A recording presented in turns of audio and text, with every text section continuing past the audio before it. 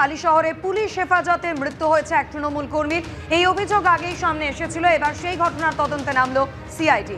হালি শহরে পুলিশ লকআপে অসুস্থ হয়ে তৃণমূল কর্মী বীরজু কেয়তের মৃত্যু হয়। তৃণমূল কর্মীর মৃত্যুর তদন্তে এবার নামলো সিআইডি।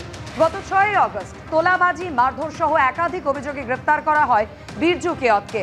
8 আগস্ট ভোররাতে অচৈতন্য অবস্থায় উদ্ধার করা হয় এবং তারপর কল্যাণী জেএনএম হাসপাতালে তাকে নিয়ে গেলে চিকিৎসকরা মৃত বলে ঘোষণা করেন। এর ঠিক পরের দিন অর্থাৎ 9 আগস্ট মৃত কর্মীর বাড়িতে যাওয়ার পথে প্রাক্তন মুখ্যমন্ত্রী মমতা বন্দ্যোপাধ্যায়ের গাড়ি ঘিরে বিক্ষোভ দেখান স্থানীয় বাসিন্দারা। হামলা চালানো হয় বলে অভিযোগ করেন মমতা বন্দ্যোপাধ্যায়। তার গাড়ি লক্ষ্য করে ছোড়া হয় জুতো, চটি, বোতল। তার পরের দিন অর্থাৎ 10 আগস্ট সকালে মৃত তৃণমূল কর্মীর বাড়িতে পৌঁছে যান বর্তমান মুখ্যমন্ত্রী শুভেন্দু অধিকারী। মৃত তৃণমূল কর্মীর পরিবারের সঙ্গে কথা বলেন তিনি।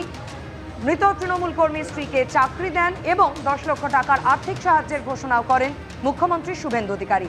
আর সেই ঘটনার তদন্তেই এবার নামলো সিআইডি।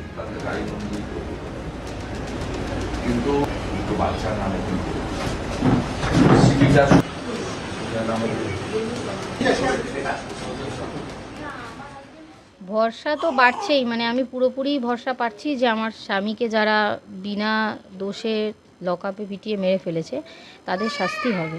কেন ভরসাটা, কেন কিসের ভরসা যদি বলেন?